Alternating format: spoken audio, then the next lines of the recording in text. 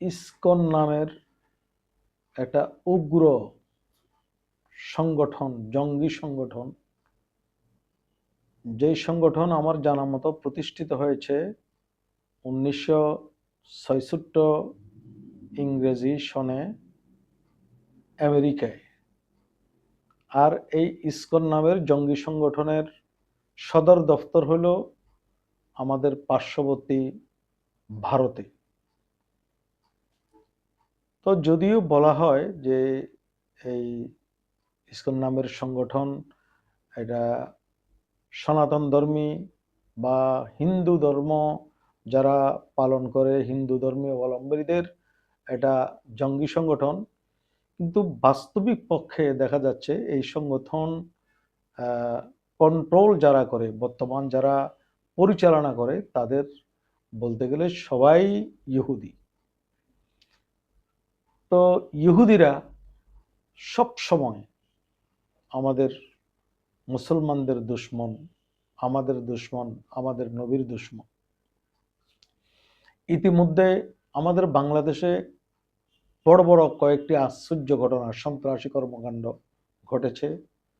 আমরা যতটুকু জানতে পেরেছি যে বুয়েটের ছাত্র আবরার ফাহাদ হত্যা, এই হত্যার সাথে যারা জড়িত, যারা এই হত্যা পরিচালনা করছে, তারা হলো এই সন্ত্রাসী জঙ্গি ইসকন।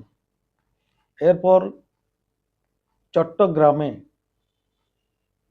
সিনিয়র আইনজীবী জনাব সাইফুল ইসলাম আলিফকে যারা শহীদ করেছেন, হত্যা করেছেন, তারাও ইসকন। অল্প কিছুদিন পূর্বে 13 বছরের কিশোরী আশামণি, আমাদের মেয়ে, আমাদের ছোট বোন আশামণি, মহিলা মাদ্রাসার ছাত্রী, তাকে যে 3 দিন পর্যন্ত দর্শন করলো, তারাও ইসকন। 2 দিন আগে গাজীপুরে যে ইমাম মাওলানা মুহিবুল্লাহ, তাকে যে ঢাকা থেকে গাজীপুর থেকে অপহরণ করে পঞ্চগড়ে নিয়ে গেল এবং ওখানে তার 2 পা গাছের সাথে বেঁধে রেখে দিয়ে তারা চলে গেছে, তার দাড়ির উপর হাত দিয়েছে, তারাও ইসকনের সদস্য। শুধু তাই নয়, বাংলাদেশে বর্তমান যতগুলো কর্মকাণ্ড ঘটাচ্ছে, সন্ত্রাসী কর্মকাণ্ড, এই সমস্ত সব সন্ত্রাসী কর্মকাণ্ডের পেছনে যারা কলকাঠি নাড়ছে, তারা হলো যে ইসকন। আমি ব্যক্তিগতভাবে মনে করি ইসকন আমাদের বাংলাদেশের জন্য বড় হুমকি, বাংলাদেশের স্বাধীনতার জন্য, সার্বভৌমত্বের জন্য হুমকি। ইসকনকে পৃথিবীর বিভিন্ন রাষ্ট্রের মতো, চায়নায় ইসকন নিষিদ্ধ, মালয়েশিয়ায় ইসকন নিষিদ্ধ, পাকিস্তান, আফগানিস্তান সহ আরও পৃথিবীর বিভিন্ন রাষ্ট্রের মধ্যে ইসকন নিষিদ্ধ, ওইভাবে আমি মনে করি আমাদের বাংলাদেশেও এই জঙ্গি সংগঠন ইসকন নিষিদ্ধ হওয়ার প্রয়োজন আছে, দেশের স্বার্থে, দেশের স্বাধীনতার স্বার্থে এবং দেশের সার্বভৌমত্ব রক্ষার স্বার্থে ইসকন নিষিদ্ধ হওয়ার প্রয়োজন আছে, দরকার আছে।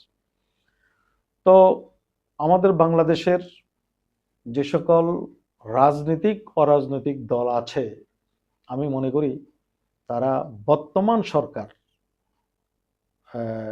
তত্ত্বাবধায়ক সরকার বলেন বা ইউনূস সরকার, বর্তমান যারা সরকারে আছেন, তাদেরকে এটা বোঝানো দরকার, সাক্ষাৎ করে হোক, চাপে মুখে রেখে হোক, হরতালের মাধ্যমে, লং মার্চের মাধ্যমে, প্রয়োজনে যমুনা রাষ্ট্রীয় অতিথি ভবন যমুনা ঘেরাও করার মাধ্যমে চাপের মুখে হোক বা সংলাপের মাধ্যমে হোক, তাদেরকে বুঝিয়ে সুঝিয়ে এই ইসকনকে নিষিদ্ধ করা বাংলাদেশে, এটা আমি সময়ের দাবি বলে মনে করি।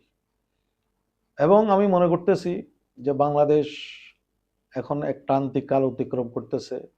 বর্তমান নির্বাচিত সরকার নেই, আগামী ফেব্রুয়ারিতে নির্বাচন হবে, নির্বাচিত সরকার আসবে। নির্বাচিত সরকারের মাধ্যমে নিষিদ্ধ ঘোষণা করা এটা অনেকটা কঠিন হয়ে পড়বে। আর বর্তমান সরকার অনির্বাচিত তত্ত্বাবধায়ক সরকার, এই সরকারের মাধ্যমে যতটুকু সহজ হবে, নির্বাচিত সরকারের মাধ্যমে অতটুকু সহজ হবে না। সুতরাং আমরা ওলামায়ে কেরাম, তৌহিদি জনতা এবং রাজনৈতিক অরাজনৈতিক দল সব মিলে ঐক্যবদ্ধভাবে এক প্ল্যাটফর্ম থেকে আমরা ইসকনের নিষিদ্ধের দাবি তুলি। আল্লাহ পাক সুবহানাহু ওয়া তাআলা আমাদের তৌফিক দান করুন। নাসরুম মিনাল্লাহি ওয়া ফাতহুন কারীব। আসসালামু আলাইকুম ওয়া রাহমাতুল্লাহি ওয়া বারাকাতুহু।